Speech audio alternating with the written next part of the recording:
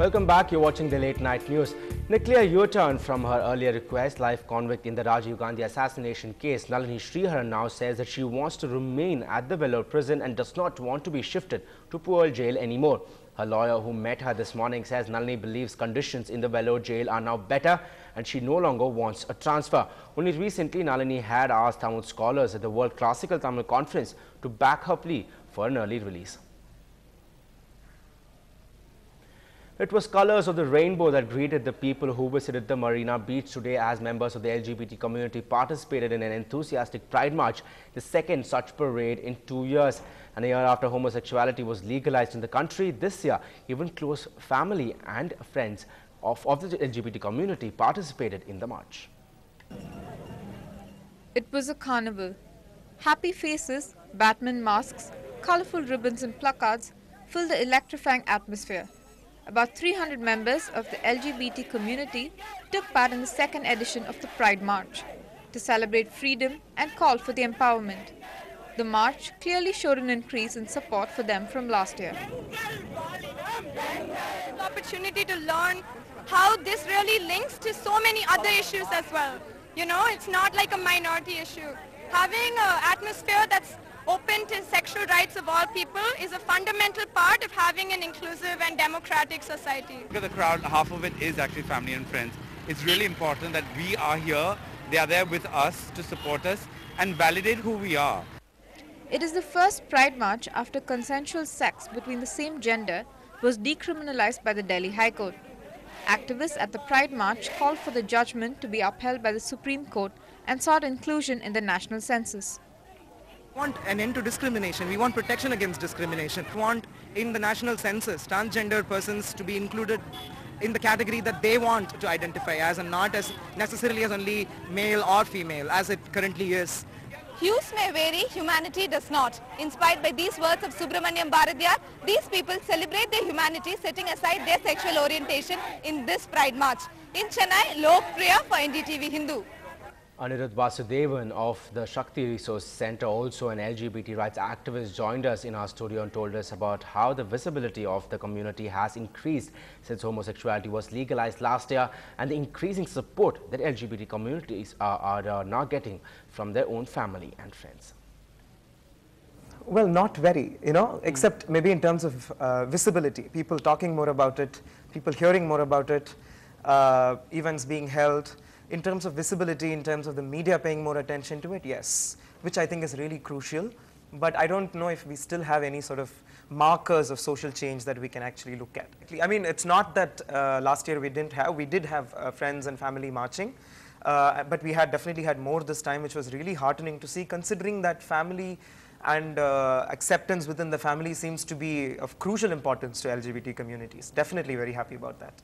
In other news, police in Chennai have detained a 40-year-old man a day after the body of a 6-year-old was found in a decomposed state in a lake in Korattur. Our crime reporter Salim has the details.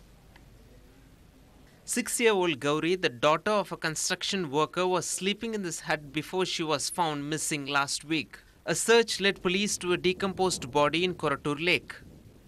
Gauri's parents were taken to the scene where they identified the remains as that of their daughter.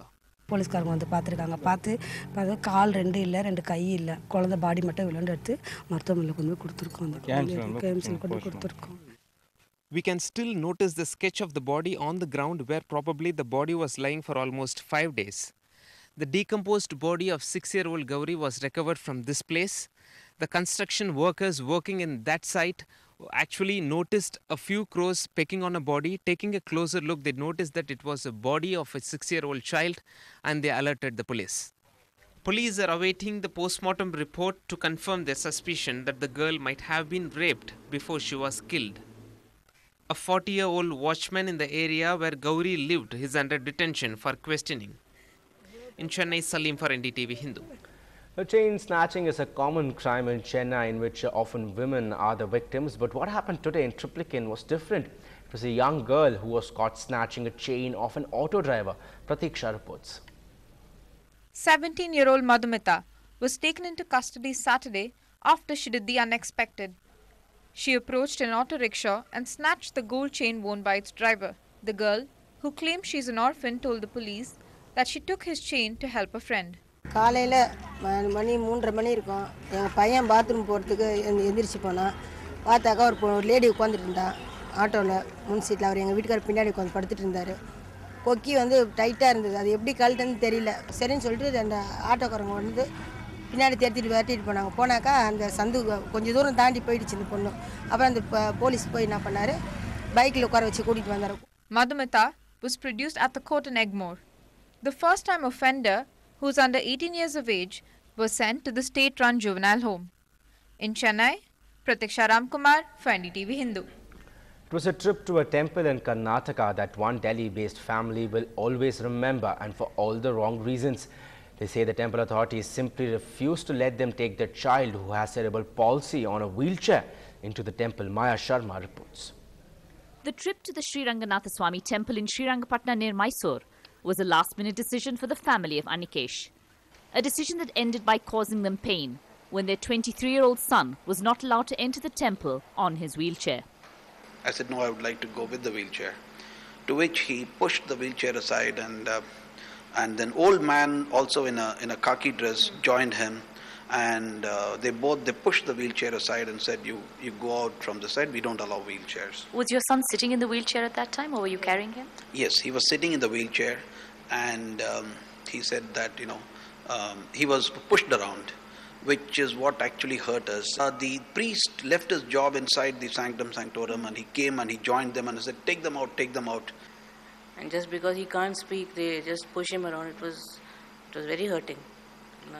We felt his dignity was hurt. His self-respect. His self-respect and his dignity was hurt.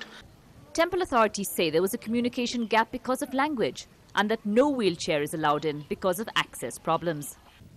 ಆಮೇಲೆ ಜೊತೆಗೆ ಅವರು ಹಿಂದಿನಲ್ಲಿ ಮಾತಾಡ್ತಾರೆ, ನಮ್ಮ ಅರ್ಚಕರು ಕನ್ನಡದಲ್ಲಿ ಅವರು communication gap ಆಗಿ ಅವರು ಹೇಳಿರೋ ಮಾಹಿತಿ ಏನಿದೆ ಅದು ತಪ್ಪಾಗಿ ಕೊಟ್ಟಿದ್ದಾರೆ. Anikesh's parents have decided to take the matter forward and will make a formal complaint to government authorities. Anikesh's family faces challenges enough. A situation in which they are treated rudely and their child's wheelchair is pushed around. That's not a situation that they should have to deal with. Maya Sharma for NDTV.